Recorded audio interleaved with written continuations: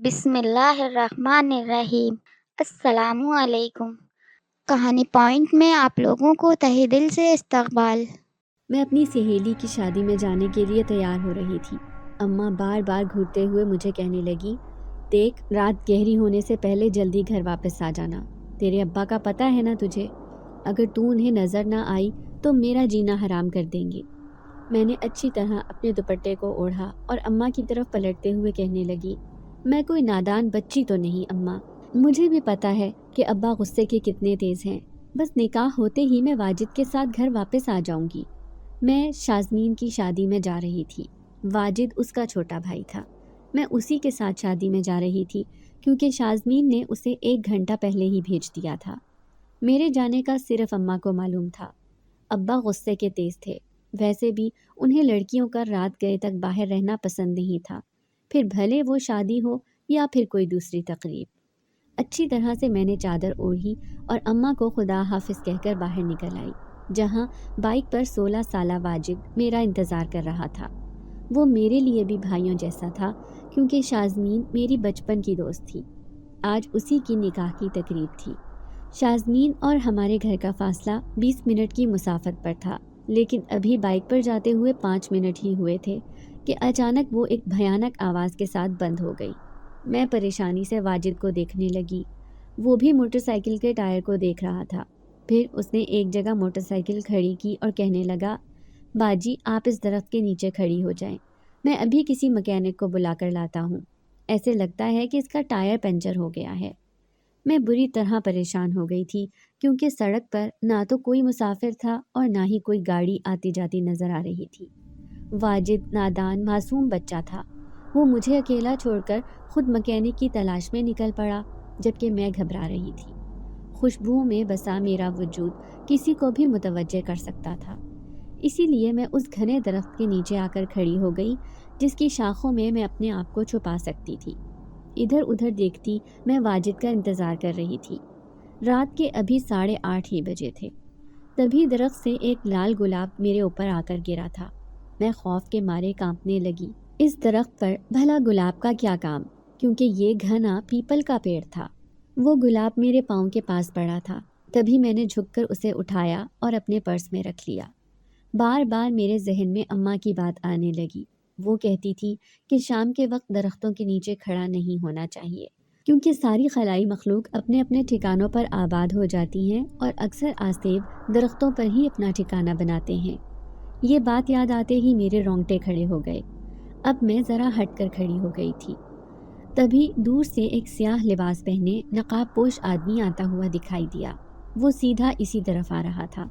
میرے ہاتھ پاؤں میں ٹھنڈے پسینے آ رہے تھے۔ ابھی تک واجد کے آنے کے کوئی آثار نظر نہیں آ رہے تھے۔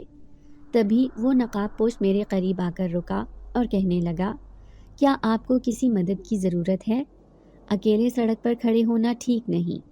اس کا لہجہ بہت بھاری تھا۔ میں گھبرا کر کہنے لگی، جی ہماری موٹر سائیکل خراب ہو گئی، چھوٹا بھائی کسی مکینک کو دیکھنے گیا ہے۔ اس نے اس بات میں سر ہلایا اور خود موٹر سائیکل کو چیک کرنے لگا۔ میں دل میں سوچنے لگی، عجیب پاگل آدمی ہے، جب معلوم ہے کہ ٹائر پنکچر ہو گیا ہے پھر اسے دیکھنے کا کیا تک ہے۔ لیکن تھوڑی ہی دیر میں وہ کھڑا ہوا اور کہنے لگا، موٹر سائیکل تو بالکل ٹھیک ہے، آپ کے بھائی کو ابھی کوئی مکینک نہیں ملے گا۔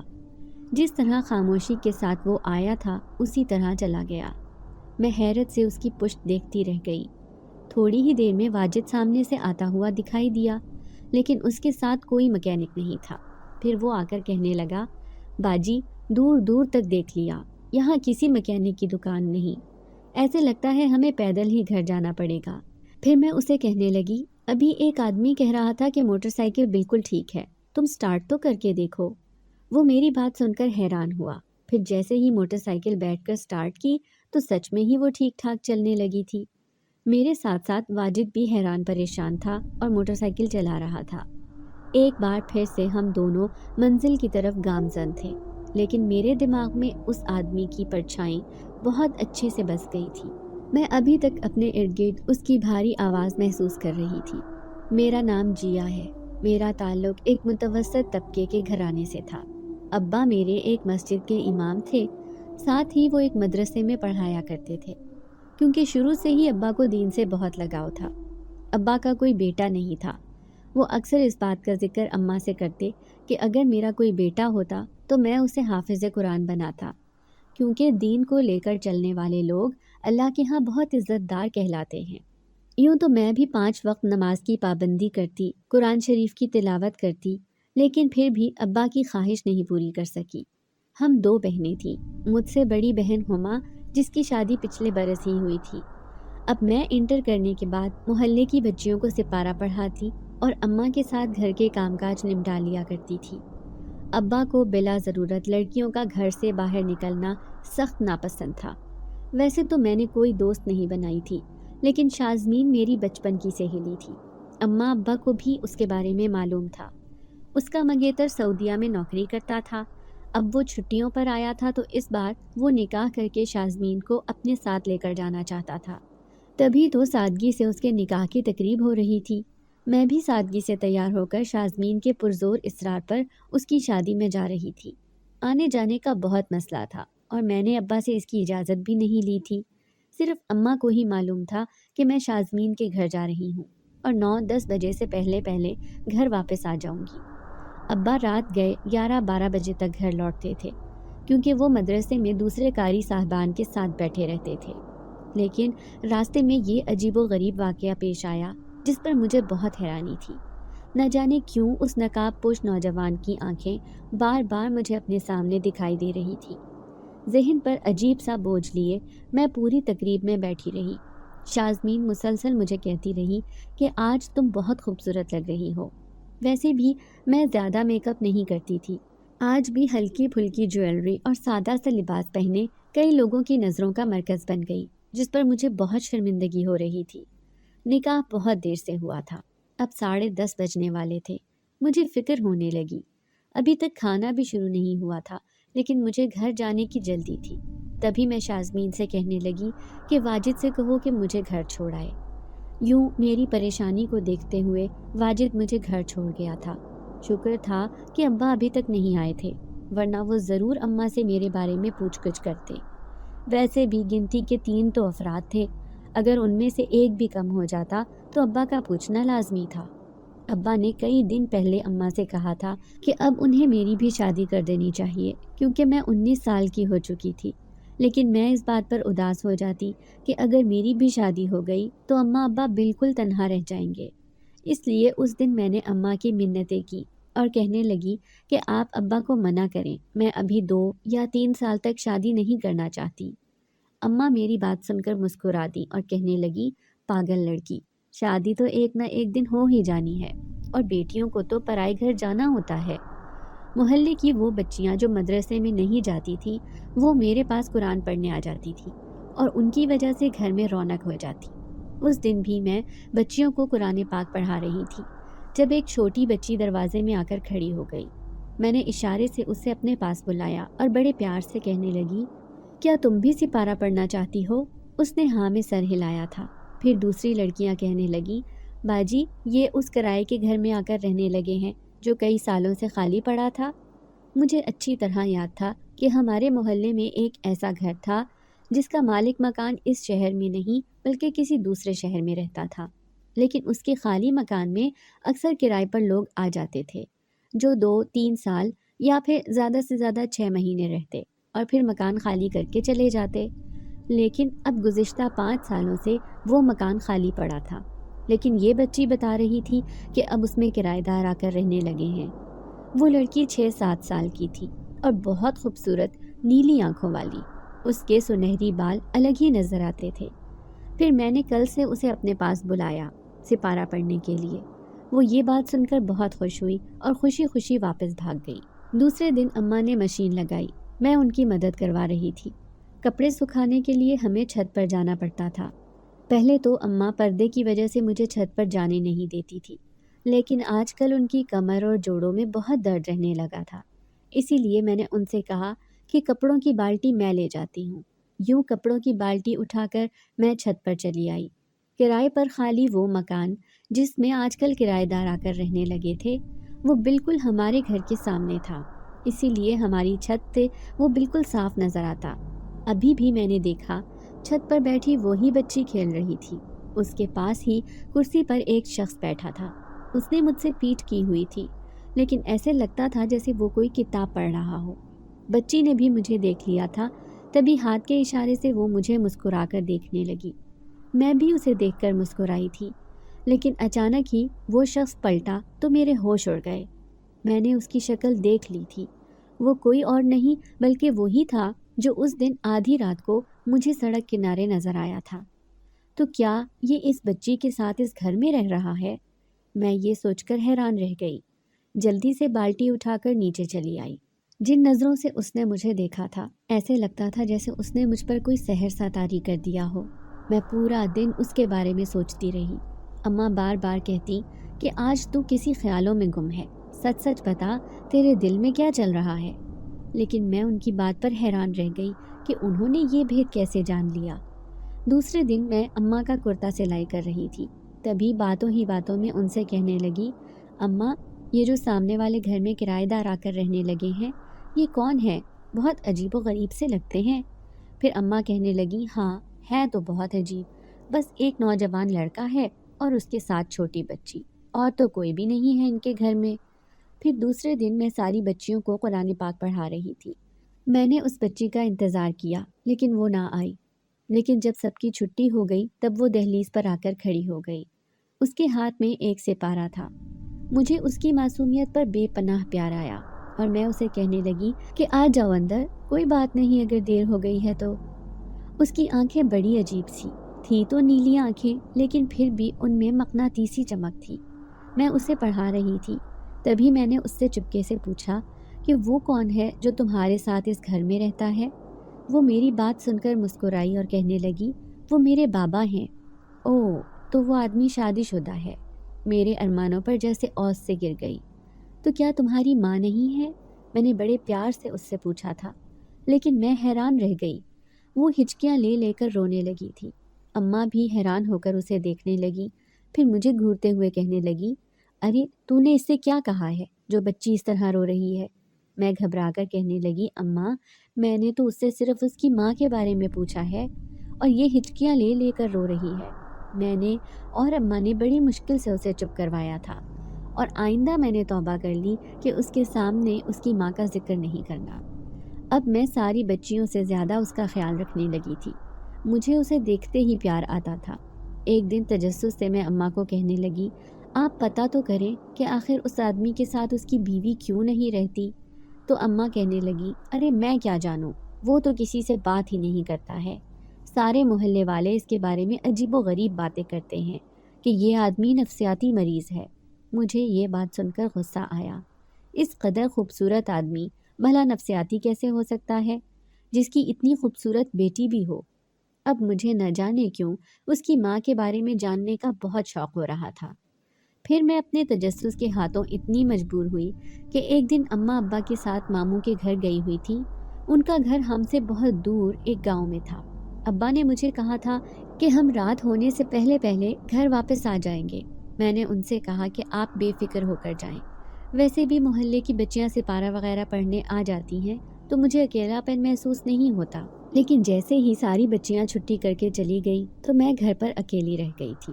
آج وہ نیلی آنکھوں والی پیاری سی بچی بھی نہیں آئی تھی۔ تبھی میں اوپر چھت پر چلی آئی، لیکن سامنے ہی دیوار پر کھڑا ہوا وہ شخص نظر آیا تھا۔ اس کی آنکھیں مسلسل مجھے دیکھے جا رہی تھی۔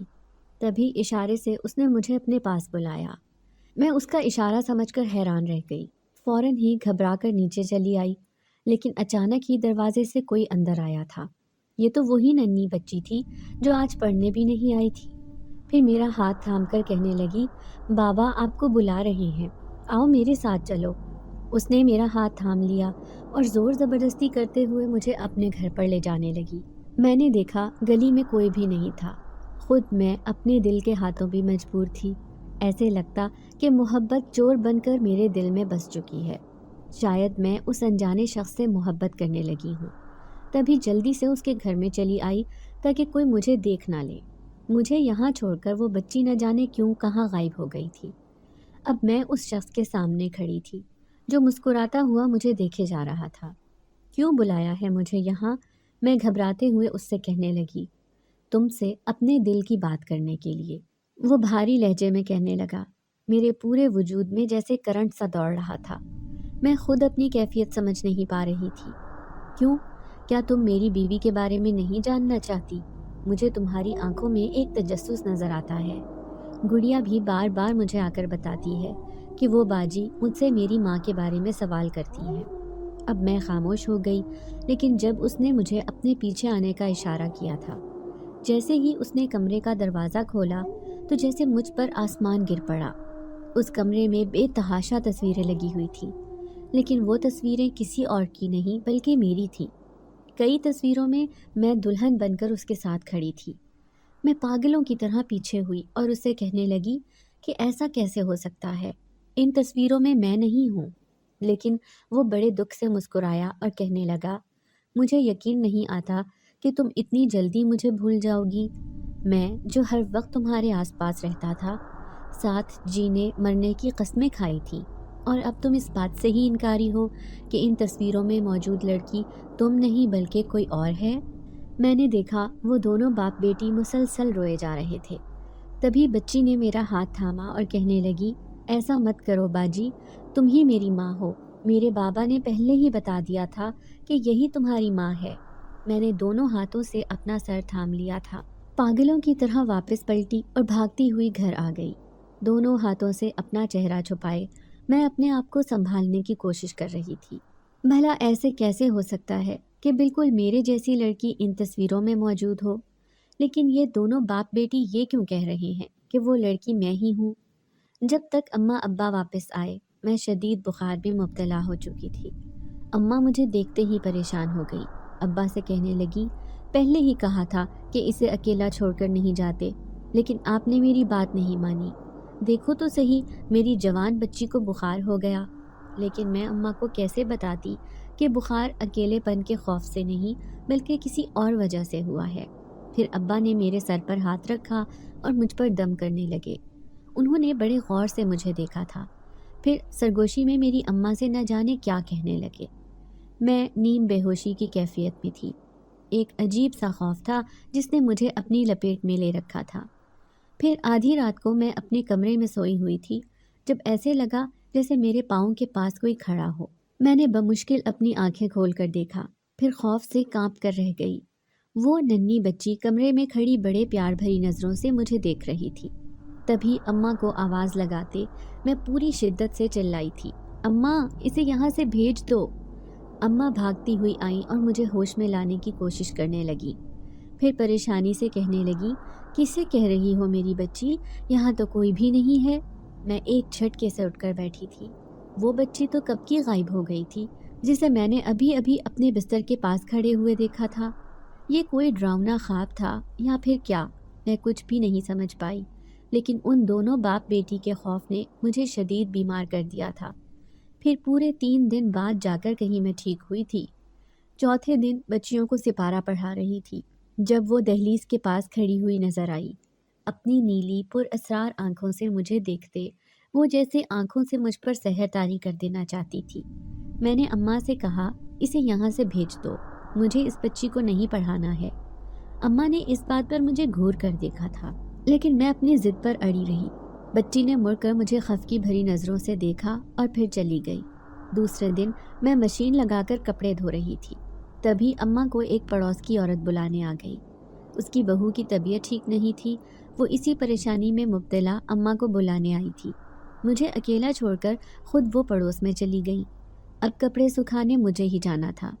بخار کی وجہ سے میں اپنے اندر شدید کمزوری محسوس کر رہی تھی۔ کپڑے سکھاتے سکھاتے اچانک میری نظر سامنے والے گھر پر پڑی۔ آج وہاں پر مکمل سناٹا چھایا ہوا تھا۔ میں بے چین سی ہو گئی۔ جس بات کی میں کھوج لگانا چاہتی تھی اسے جاننا بھی ضروری تھا، اسی لیے میری نظریں اسی آدمی کو تلاش کرنے لگی۔ نہ ہی وہ چھوٹی سی بچی کھیلتی ہوئی نظر آ رہی تھی۔ پھر میں اداس سی ہو کر نیچے آ گئی۔ میں نے خود اسے کل یہاں سے جانے کے لیے کہا تھا، کہیں وہ اس بات پر ناراض تو نہیں ہو گئی۔ اب ایک بے چینی سی میرے اندر چھانے لگی۔ جیسے ہی اماں پڑوس سے واپس آئیں تو باتوں ہی باتوں میں میں اماں سے کہنے لگی، آج سامنے والے گھر میں سناٹا چھایا ہوا ہے۔ تو اماں کہنے لگی، ارے وہ گھر تو خالی ہو گیا۔ وہ دونوں نہ جانے کہاں چلے گئے ہیں، مالک مکان کو بھی نہیں بتایا اور چپ چاپ گھر چھوڑ کر چلے گئے۔ اچھا ہے، ویسے بھی اس آدمی سے لوگ بہت تنگ آ گئے تھے، اس کی عجیب و غریب حرکتیں تھیں، اور پھر تم بھی تو اس کی بیٹی سے ڈرنے لگی تھی۔ آخر ہوا کیا تھا تمہیں اس دن؟ اماں اب مجھ سے پوچھ رہی تھی، لیکن میرے اندر سناٹے چھا گئے۔ ایسا کیسے ہو سکتا ہے کہ وہ مجھے بنا یہ بات بتائے یہاں سے چلے گئے کہ اس گھر میں لگی وہ تصویریں میری کیسے ہو سکتی ہیں؟ پھر کافی دن گزر گئے۔ اب میں ہر وقت خاموش رہنے لگی تھی۔ اماں ابا نے فیصلہ کیا کہ میری شادی کر دینی چاہیے، اب یہی حل ہے، ورنہ نہ جانے ہماری بیٹی کو کیا ہوتا جا رہا ہے۔ پھر کچھ دنوں بعد ہی میری بڑی بہن دوسرے شہر سے رہنے کے لیے آ گئی۔ میں اسے دیکھ کر بہت خوش ہوئی تھی، کیونکہ ہم دونوں بہنوں کی آپس میں بہت بنتی تھی۔ اگرچہ وہ مجھ سے 4 سال بڑی تھی، لیکن پھر بھی باجی سے میں اپنے دل کی ہر بات کر لیا کرتی تھی۔ باجی کے شوہر کی ترقی ہو گئی تھی، اس لیے انہیں ابھی ابھی کمپنی کی طرف سے گاڑی ملی تھی۔ اسی گاڑی میں وہ ہم سے ملنے آئی تھی۔ پھر میرے بہنوئی، جو ایک بہت نیک فطرت انسان تھے، ابا اماں سے کہنے لگے کہ چلو میں آپ لوگوں کو کہیں گھمانے لے کر چلتا ہوں، ویسے بھی تو آپ لوگ کہیں آتے جاتے نہیں۔ ابا بھی اس بات پر راضی ہو گئے۔ یوں ہم سب ان کے ساتھ ایک بڑے سے شاپنگ مال میں چلے گئے۔ ابا اماں تو داخلی دروازے سے مال کے اندر چلے گئے تھے، لیکن میں اور میری بہن پارکنگ ایریا میں کھڑے تھے۔ وہاں پر قدرے سناٹا سا چھایا ہوا تھا۔ باجی کو بہنوئی نے آواز دے کر بلوایا، وہ کسی سے انہیں ملوانا چاہتے تھے۔ میں وہیں اکیلی کھڑی رہی۔ تبھی اچانک میں نے اپنے پیچھے سے گزرتے ایک کالے سائے کو محسوس کیا۔ میں نے فوراً ہی پلٹ کر دیکھا تھا، وہاں کوئی بھی نہیں تھا، ہاں لیکن کسی کی موجودگی کا احساس ضرور ہوا تھا۔ اب میں خوف زدہ ہو گئی۔ باجی اور بہنوئی قدرے فاصلے پر کھڑے تھے۔ میں ان کے پاس جانا چاہتی تھی، لیکن وہاں پر کوئی اجنبی آدمی موجود تھا۔ تبھی اچانک میری نظر دور کھڑے ایک آدمی پر پڑی۔ اس کے قریب ہی ایک چھوٹی بچی کھڑی تھی۔ ان دونوں کا رخ میری طرف نہیں تھا، لیکن میں ان کی پشت کو دیکھ سکتی تھی۔ بے اختیار میرے قدم ان کی طرف بڑھنے لگے۔ میرے دل میں دھڑکا لگا، شاید یہ دونوں وہی ہیں۔ جیسے ہی میں نے بچی کے کاندھے پر ہاتھ رکھا، اچانک ہی اس نے پلٹ کر دیکھا تھا، لیکن میرے منہ سے نکلنے والی چیخیں انتہائی خوفناک تھیں۔ بچی کی آنکھیں نیلی ضرور تھیں، لیکن اس کی شکل انتہائی ڈراؤنی تھی۔ ساتھ ہی وہ خوفناک آدمی جو مجھے غصے سے گھور رہا تھا۔ جیسے ہی میں نے چیخنا شروع کیا، اچانک وہ میری آنکھوں کے سامنے سے غائب ہو گئے۔ بہنوئی اور باجی بھاگتے ہوئے آئے تھے۔ وہ میری حالت دیکھ کر پریشان ہو گئے۔ میں بے ہوش ہو کر نیچے گر گئی تھی۔ جب ہوش آیا تو اپنے گھر میں موجود تھی۔ اماں پریشانی سے رونے لگی، پھر باجی سے کہنے لگی، اسے نہ جانے کیا ہوا ہے، جب سے وہ بچی ہمارے گھر پڑھنے آنے لگی تھی تبھی سے اس کی طبیعت ٹھیک نہیں رہتی۔ باجی حیرت سے کہنے لگی، کون سی بچی؟ تو اماں اسے کہنے لگی، ارے ایک آدمی کے ساتھ ایک بچی اس کرائے کے گھر میں آ کر رہنے لگی تھی۔ سب کہتے تھے کہ وہ بچی آسیب زدہ ہے، کیونکہ اکثر لوگ اسے راتوں کو گلیوں میں گھومتے پھرتے دیکھتے تھے، اور وہ آدمی جسے وہ بچی اپنا باپ کہتی تھی، اس کی بھی حرکتیں ٹھیک نہیں تھیں۔ وہ اکثر سڑکوں پر چہل قدمی کرتا رہتا تھا اور اسی پرانے قبرستان میں چلا جاتا تھا جہاں پر اب کوئی بھی اپنے مردے نہیں دفناتا۔ اماں کی یہ خوفناک باتیں سن کر باجی دہل کر رہ گئی، پھر سرگوشی میں کہنے لگی، بس آپ اس کی شادی کی تیاریاں کریں، ایسا نہ ہو کہ کچھ انہونی ہو جائے اور ہمیں لینے کے دینے پڑ جائیں۔ میری نظر میں شعیب کا ایک دوست ہے، بہت دولت مند اور خوبصورت پڑھا لکھا نوجوان ہے۔ میں نے ان سے کہا ہے کہ آپ اپنے دوست سے رشتے کی بات کریں۔ ویسے بھی جیا میں کس چیز کی کمی ہے، ماشاءاللہ پڑھی لکھی سمجھدار لڑکی ہے۔ میں ان کی باتیں خاموشی سے سن رہی تھی، لیکن ان دونوں باپ بیٹی کا خوفناک چہرہ میری آنکھوں کے سامنے سے نہیں جا رہا تھا۔ کوئی تو ایسا راز تھا جو دونوں بار بار میرے سامنے آ رہے تھے۔ اگر اس بچی کے ساتھ ایسا کوئی مسئلہ تھا بھی، تو اس کی اداس آنکھوں میں ایسا کون سا درد تھا، اور وہ اپنی ماں کے بارے میں صرف پوچھنے سے ہی کیوں رونا شروع کر دیتی تھی؟ بھلے ہی میں ان کو سامنے پا کر خوفزدہ ہو جاتی تھی، لیکن میرے دل میں اس بات کا تجسس تھا کہ آخر اس راز کے پیچھے آخر کون سی بات ہے جو مجھ سے پوشیدہ ہے، اور اس کمرے میں لگی وہ ساری تصویریں کس کی تھیں جو بالکل میرے جیسی لڑکی دلہن بنی تصویروں میں موجود تھی۔ یہ بات تو وہی آدمی مجھے ٹھیک سے بتا سکتا تھا۔ اماں کا کہنا ہے کہ وہ اکثر اسی پرانے قبرستان کی طرف جاتا ہوا دکھائی دیتا ہے، تو کیا مجھے اس سے ملنے کے لیے وہیں پر جانا چاہیے؟ لیکن نہیں، اگر اس نے مجھے کوئی نقصان پہنچا دیا تو پھر میں تو برباد ہو جاؤں گی۔ لیکن وہ آخر دونوں ہیں کہاں پر؟ کہاں رہ رہے ہیں؟ اب ہر وقت میرا دماغ انہی باتوں میں الجھا رہتا۔ چند دن یوں ہی گزر گئے۔ چونکہ باجی ابھی گھر پر تھی، اسی لیے انہوں نے رشتے والوں کو بھی بلوا لیا۔ پہلی نظر میں ہی مجھے پسند کر لیا گیا تھا اور اماں ابا کے سامنے ہی انہوں نے اپنی رضامندی دے دی۔ لڑکا اماں ابا کا بھی دیکھا بھالا تھا، اس لیے وہ بہت خوش ہو رہے تھے کہ آخر کار میری دوسری بچی کا بھی ایک اچھے گھرانے میں رشتہ طے ہو گیا۔ لیکن اماں نے صاف کہہ دیا تھا کہ میں اپنی بیٹی کی شادی جلدی کرنا چاہتی ہوں۔ شاید وہ میری وجہ سے بہت پریشان رہنے لگی تھی۔ پھر ان دونوں نے فیصلہ کیا تھا کہ جیسے ہی دونوں بیٹیوں کے فرض سے سپردوش ہو جائیں گے تو عمرے کی ادائیگی کے لیے مکہ مدینہ چلے جائیں گے۔ یہ 3 مہینے کے بعد شادی کا وقت مقرر کیا گیا تھا۔ باجی بھی اپنے گھر چلی گئی تھی۔ اب میں تنہا اکیلی گھر میں بے بسی کی حالت میں زندگی گزار رہی تھی۔ وہ راز ابھی بھی میں جاننے کی کھوج میں تھی، تبھی تو مجھے ایک پل بھی سکون نہیں تھا۔ میری اداسی دیکھ کر اماں کہتی کہ ایسے نہ رہا کرو، مجھے تمہیں دیکھ کر خوف سا محسوس ہوتا ہے۔ ایسا نہ ہو کہ شادی سے پہلے ہی تمہاری طبیعت بگڑ جائے۔ نہ جانے تم نے ایسی کون سی بات دل پر لے لی ہے جسے سوچ سوچ کر اپنا دماغ خراب کرتی رہتی ہو۔ وہ میرا دھیان ادھر ادھر بٹانے کی کوشش میں لگی رہتی تھی، لیکن میں ہر وقت سوچوں میں گم رہتی تھی۔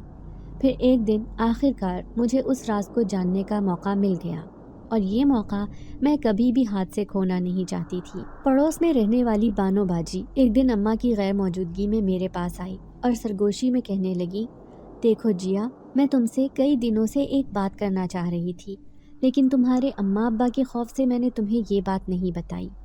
کیا ہوا بانو باجی؟ آخر ایسی کیا بات ہے؟ میں حیرانی سے ان سے پوچھنے لگی تو وہ میرے قریب ہوئی اور کہنے لگی، دراصل سارے گلی والے کہتے تھے کہ وہ آدمی اور اس کی بیٹی ایک پراسرار شخصیت ہیں۔ مجھے بھی ان کے بارے میں جاننے کا تجسس تھا، لیکن پھر لوگوں سے تنگ آ کر وہ دونوں باپ بیٹی ایک دن اچانک ہر چیز چھوڑ کر چلے گئے۔ لیکن جانے سے پہلے ایک دن آدھی رات کو دروازے پر دستک ہوئی۔ تمہیں تو معلوم ہے کہ میں اپنے دونوں بچوں کے ساتھ رات کو اکیلی ہوتی ہوں۔ جیسے ہی دروازہ کھولا تو سامنے کھڑے اس نقاب پوش آدمی کو دیکھ کر میں بری طرح ڈر گئی۔ میں سمجھی کہ شاید وہ کوئی چور ڈاکو ہے، نہ جانے کون سے برے ارادے سے اس گھر میں گھسنے کی کوشش کر رہا ہے۔ لیکن اس کی بھاری آواز سن کر میں حیران رہ گئی۔ اس نے میرے ہاتھ میں ایک سفید کاغذ رکھا اور کہنے لگا کہ اس کاغذ کو جیا کو دے دینا، اس میں ایک چھوٹا سا پیغام ہے، بس میری اتنی مدد کر دیجیے گا، آپ کی مہربانی ہوگی۔ میں اس کی بات سے انکار کرنا چاہتی تھی، لیکن اچانک ہی اس نے میرے ہاتھ میں 2 سونے کے کنگن رکھے۔ میں حیرت سے اس کی شکل دیکھتی رہ گئی، پھر وہ خاموشی سے چلا گیا۔ لیکن تم جانتی ہو کہ میں ایک غریب بیوہ عورت ہوں، میرے لیے ان کنگنوں کی کیا اہمیت ہے، یہ بات تم اچھی طرح سمجھ سکتی ہو۔ اب مجھے تمہارے ابا کا بھی خوف تھا، کیونکہ وہ غصے کے انتہائی تیز انسان ہیں۔ تبھی میں موقع کی تلاش میں تھی کہ کب مجھے تمہارے پاس آنے کا موقع ملے۔ لیکن جب مجھے معلوم ہوا کہ کئی دنوں سے تم بیمار ہو اور تمہاری طبیعت ٹھیک نہیں، پھر جیسے ہی تم ٹھیک ہوئی تو تمہارے رشتے کی بات چلنے لگی۔ یوں مجھے تمہارے پاس آنے کا موقع نہیں ملا۔ لیکن آج امام صاحب اور بڑی باجی کو اس گھر سے نکلتے ہوئے دیکھا تو میں فوراً ہی تمہارے پاس آ گئی۔ دیکھو، میرے بارے میں برا خیال نہ کرنا، لیکن اس کا پیغام پہنچانا ضروری ہے، کیونکہ اس نے وہ سونے کے کنگن دے کر میری مدد کی ہے۔ بانو باجی ایک غریب اور بیوہ عورت تھی، وہ کبھی بھی کوئی جھوٹی بات نہیں کہہ سکتی تھی۔ میں ان کی مجبوری سمجھ سکتی تھی، اسی لیے میں نے خاموشی سے وہ سفید کاغذ تھام لیا۔ اماں ابا کے آنے سے پہلے ہی وہ جا چکی تھی۔ وہ دونوں شادی کا کچھ سامان لینے گئے تھے۔ اب میں گھر میں اکیلی تھی، لیکن پھر اکیلی بیٹھ کر اس کاغذ کو کھول کر پڑھنے لگی، جس میں لکھا تھا، وہی راز جسے جاننے کی تمہیں تمنا ہے، اگر اسے جاننا چاہتی ہو تو 2 دن بعد رات کے 12 بجے اسی قبرستان میں مجھ سے ملنے آنا، جہاں پر میں تمہارا انتظار کروں گا۔ اس دہشت زدہ بات پر تو میں کانپ کر رہ گئی۔ یہ کیسا پیغام تھا؟ میں بھلا اکیلے وہاں کیسے جا سکتی تھی؟ نہیں، میں کبھی بھی وہاں نہیں جاؤں گی۔ میں نے فیصلہ کر لیا تھا، لیکن وہ بات جو میں جاننا چاہتی تھی اور جسے جاننے کی وجہ سے میں بیمار بھی ہو گئی تھی۔ اب میں شدید پریشانی میں مبتلا تھی۔ تھوڑی ہی دیر بعد اماں ابا آ گئے۔ وہ شادی کا نہ جانے کون سا سامان لے کر آئے تھے۔ ایک طرف تو میں خوش ہونا چاہتی تھی، لیکن نہ جانے کون سا انجانا غم تھا جو مجھے اداس رکھتا تھا۔ وہ سفید کاغذ میں نے اسی وقت اپنی الماری میں چھپا دیا تھا۔ اماں ایک ایک چیز دکھا رہی تھی، لیکن مجھے کسی چیز میں کوئی دلچسپی نہیں تھی۔ پھر اماں غصے سے کہنے لگی، ارے یہ تمہارا ہی سامان ہے، تمہارے جہیز میں رکھا جائے گا، لیکن تمہیں نہ جانے کیا ہو گیا۔ تم تو میری سب سے سمجھدار بیٹی تھی، مجھے تم سے ایسی نادانی کی امید نہیں ہے۔ اماں تو باقاعدہ ناراض ہو رہی تھی۔ اب میں انہیں کیسے بتاتی کہ میرا دل اندر سے اداس ہے۔ مجھے یہ بات سکون لینے نہیں دے رہی تھی کہ اس دن میں نے اس بچی کو اپنے گھر سے نکال دیا تھا، جس پر وہ ناراض ہو کر یہ محلہ ہی چھوڑ کر چلی گئی۔ نہ جانے اس کی ماں کا اسے کون سا دکھ تھا جو میرے ایک بار پوچھنے پر وہ شدت سے رونے لگی تھی۔ لیکن آخر کار میں نے اپنا دل مضبوط کیا اور وہاں جانے کا فیصلہ کر لیا۔ ابھی 2 دن باقی تھے جب تک میں خود کو بہادر بنا سکتی تھی۔ اکثر لوگوں نے اسے وہاں آتے جاتے دیکھا تھا، اور وہ بچی جو ہر وقت چھت پر کھیلتی ہوئی دکھائی دیتی تھی، لیکن ان دونوں کے بغیر گھر کتنا سونا نظر آ رہا تھا۔ دوسرے دن باجی کا فون آیا۔ چونکہ شادی میں صرف 1 مہینہ ہی رہ گیا تھا، اسی لیے وہ اماں سے کہہ رہی تھی کہ ابھی زیورات بنانے کی ضرورت نہیں، کیونکہ لڑکے والے خود بھی لاکھوں کے زیورات بری میں چڑھائیں گے۔ لیکن اماں اس بات پر اداس تھی کہ کاش میں بھی اپنی بیٹی کو ایک سونے کا سیٹ تو دے سکتی، لیکن ان کے حالات بھی اتنے اچھے نہیں تھے۔ ابا اماں پائی جوڑ کر تو میری شادی کر رہے تھے۔ اب میں اس رات کا شدت سے انتظار کرنے لگی۔ ابا تو گھر آتے ہی سو جاتے تھے۔ ایسے میں اکیلی ہی جاگتی رہتی تھی، یا تو کسی کتاب کا مطالعہ کرتی یا پھر چھت کو گھورتی رہتی تھی۔ ایسی اداسی کبھی بھی مجھ پر طاری نہ ہوئی تھی۔ پھر آخر کار وہ رات آ گئی۔ آج مجھے اس سے ملنے جانا ہے۔ میں نے وہ سفید کاغذ بھی ہاتھ میں تھام لیا تھا۔ دبے پاؤں گھر سے نکلی، بس دل ہی دل میں دعا کرنے لگی کہ کوئی مجھے گھر سے نکلتا ہوا نہ دیکھے، نہ جانے میرے کردار پر کون سا داغ لگ جاتا۔ میں اس بچی کی خاطر تو اس آدمی سے ملنے جا رہی تھی۔ سب سے چھپتے چھپاتے میں اس پرانے قبرستان تک پہنچ گئی تھی، لیکن وہاں پر تو نہ بندہ تھا نہ کسی بندے کی ذات۔ میں اکیلی تنہا پاگلوں کی طرح کھڑی ادھر ادھر دیکھ رہی تھی۔ ہاں، چمگادڑوں کے شور مچانے کی خوفناک آوازیں میں اپنے کانوں سے سن رہی تھی۔ ابھی میں ایک درخت کے نیچے کھڑی ہی ہوئی تھی کہ اچانک ایک بچی کے زور زور سے ہنسنے کی آواز آئی۔ میں اس آواز پر خوف سے اچھل پڑی۔ وہ بچی مجھے کہیں بھی دکھائی نہ دی تھی۔ کہاں ہو تم؟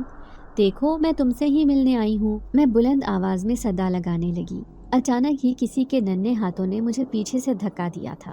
میں 2 قدم دور ہٹی تھی، لیکن مڑ کر فوراً ہی غصے سے دیکھا تو وہاں کوئی بھی نہیں تھا۔ اب میرے خوف سے رونگٹے کھڑے ہو گئے۔ تبھی ایک بھاری آواز سنائی دی، شرارت مت کرو بیٹا، ایسے تنگ نہیں کرتے کسی کو۔ اس بھاری آواز کو میں کیسے بھول سکتی تھی؟ یہ وہی تھا جس نے مجھے یہاں بلایا تھا، لیکن خود کہاں چھپا تھا؟ میری نظروں سے اوجھل۔ اب میں ادھر ادھر دیکھنے لگی، تبھی درخت کی اوٹ سے نکل کر وہ میرے سامنے آیا تھا، ایسا ہی کالے رنگ کا لباس پہنے جیسا وہ ہمیشہ پہن کر رکھتا تھا، لیکن آج اس کا چہرہ واضح تھا۔ میں کانپتے لہجے میں اس سے سوال کرنے لگی، کیوں بلایا ہے تم نے مجھے یہاں؟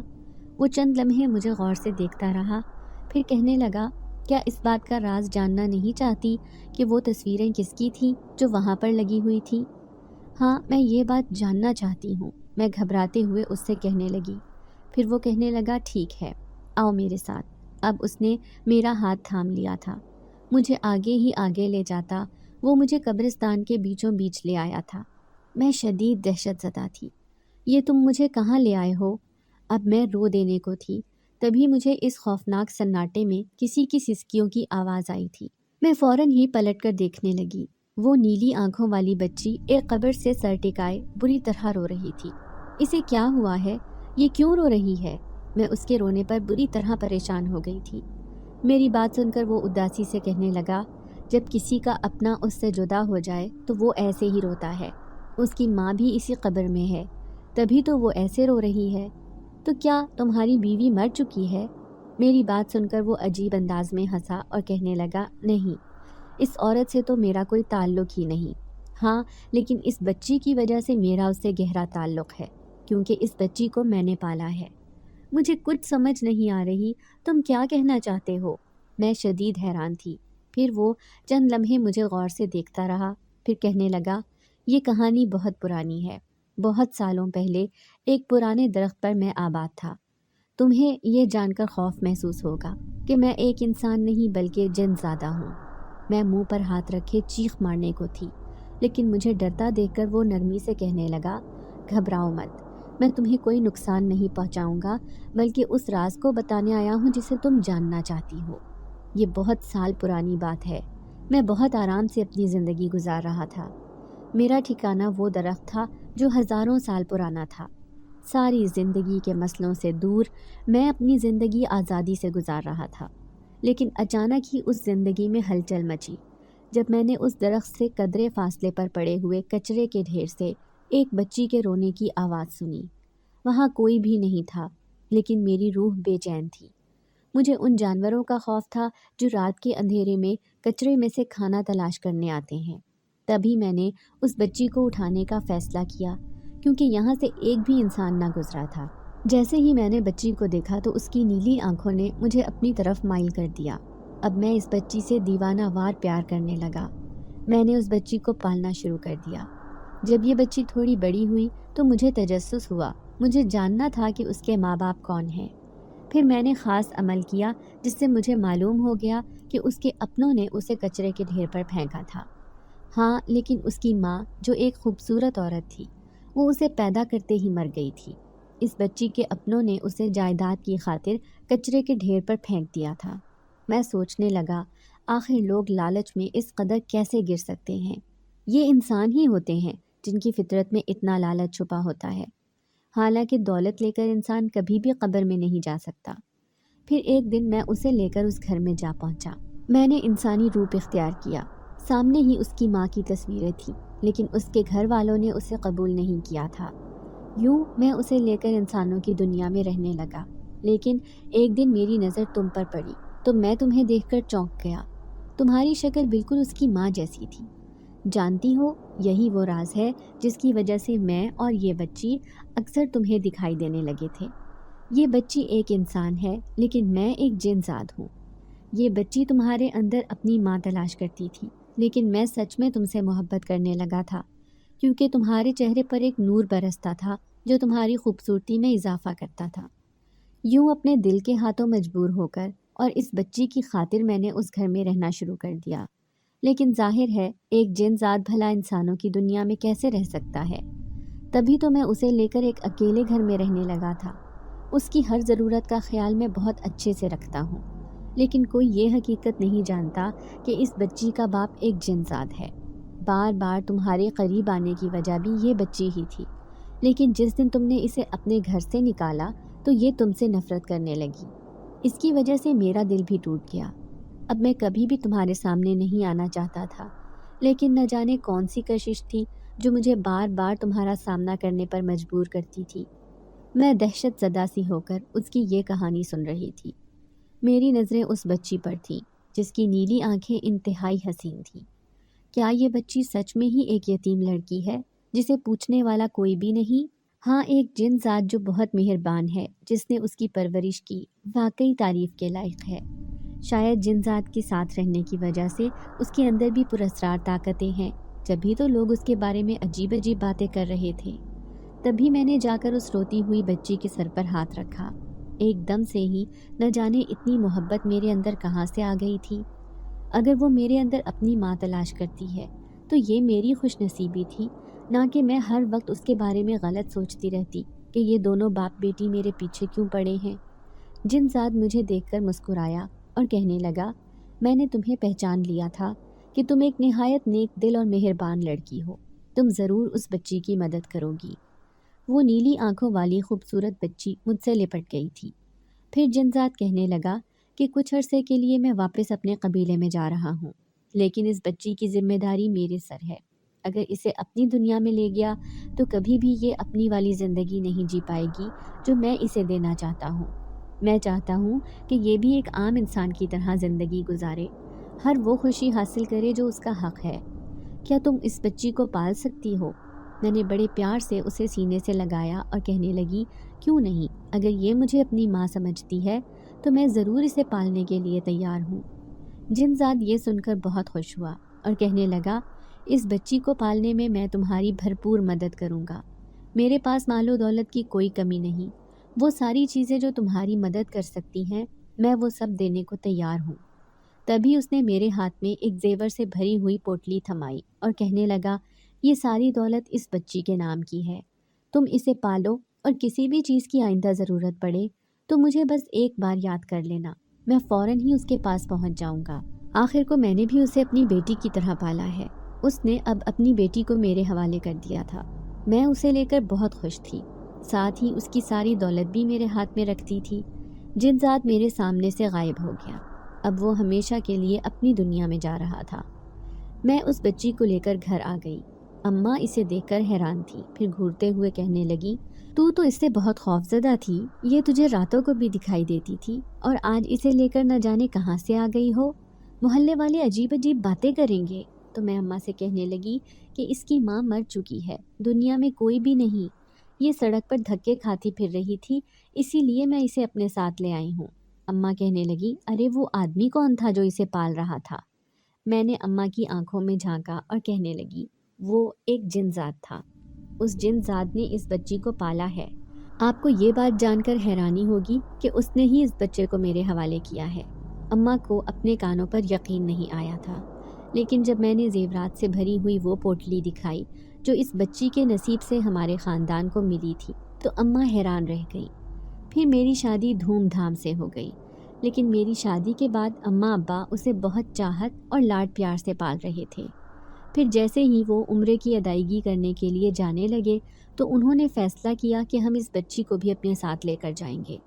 یوں وہ خوش نصیب بچی اتنی کم عمری میں ہی ایک اہم فریضہ ادا کرنے اماں ابا کے ساتھ جا رہی تھی۔ میں اس کی خوش نصیبی پر رشک کرنے لگی۔ بعض لوگ دنیا کی نظر میں بد نصیب ہوتے ہیں، لیکن پھر ان کا نصیب ایسے بدلتا ہے کہ لوگ رشک کرتے ہیں کہ کاش ہم ان کی جگہ پر ہوتے۔ آج میں اپنے گھر میں بڑے عیش سے زندگی گزار رہی ہوں، میرے گھر میں کسی چیز کی کمی نہیں۔ ہاں، لیکن جب مجھے اس جنزاد کی یاد آتی ہے تو دل میں ایک سناٹا سا چھا جاتا ہے۔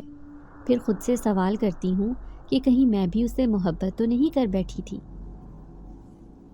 امید کرتے ہیں کہ آپ لوگوں کو آج کی ویڈیو پسند آئی ہوگی۔